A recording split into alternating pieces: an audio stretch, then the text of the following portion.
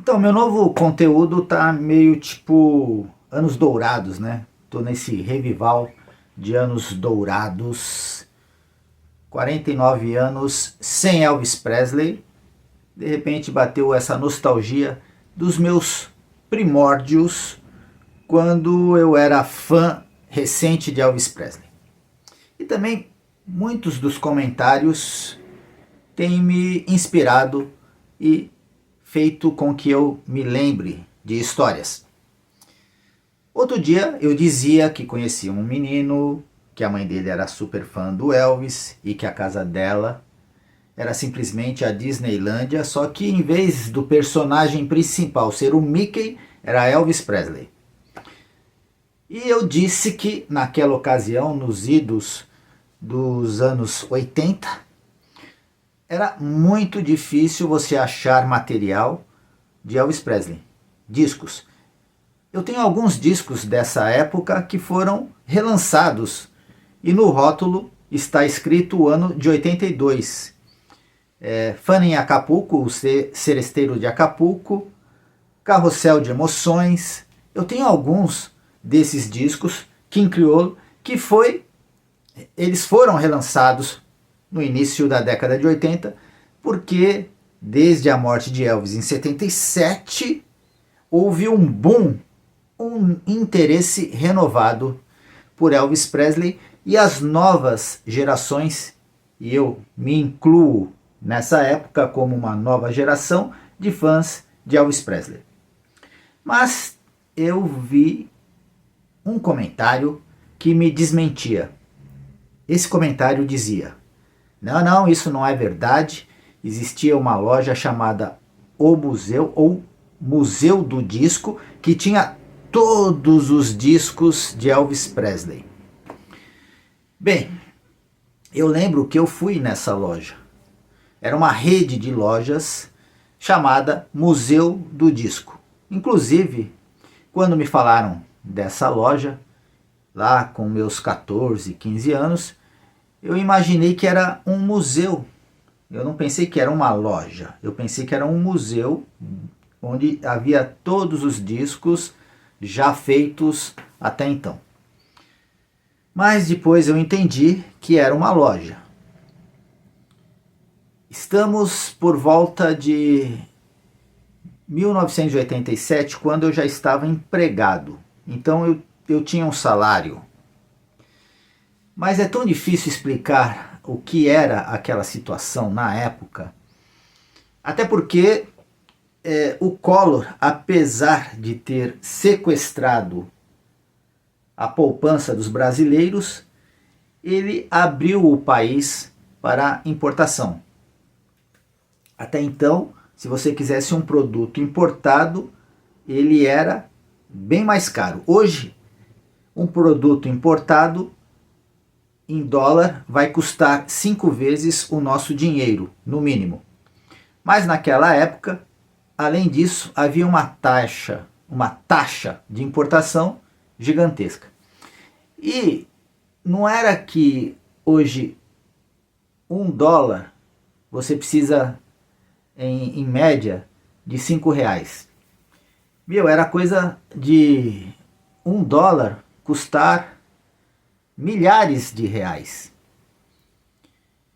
Para você ter uma ideia, eu não sei quanto está o salário mínimo hoje, mas ele passa de 1.000 e não chega a 2.000.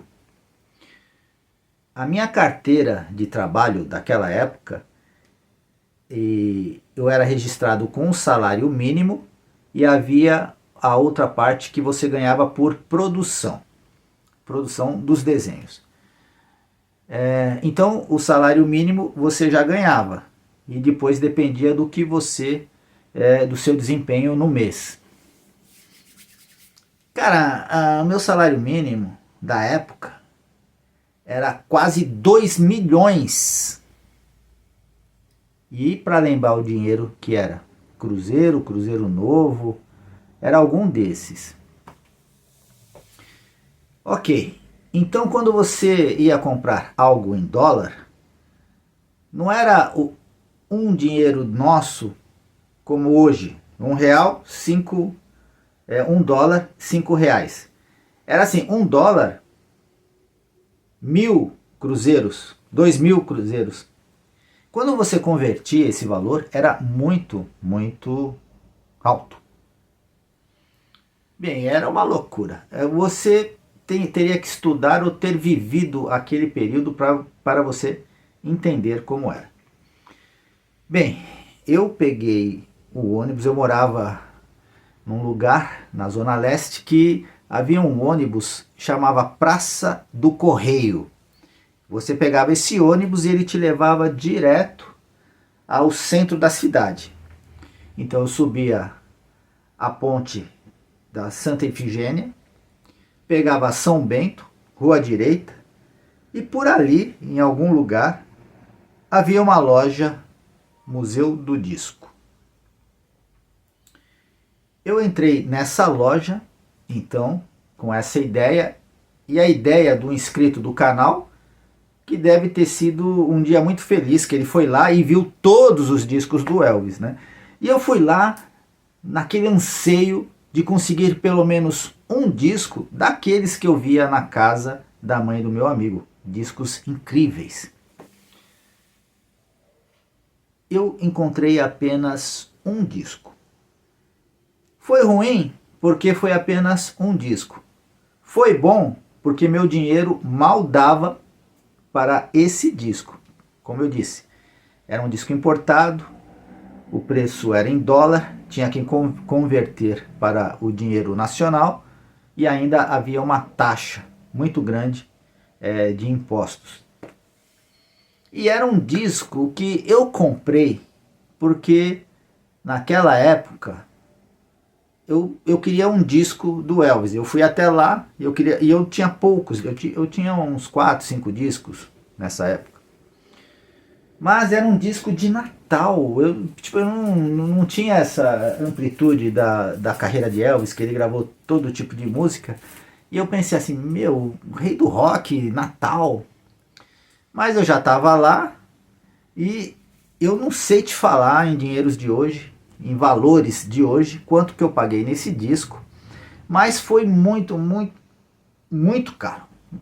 Tipo assim, quando eu comprei esse disco, eu entendi que eu era fã de Elvis Presley, porque eu poderia ter feito outras coisas, muitas outras coisas, ter passeado, e eu comprei o disco.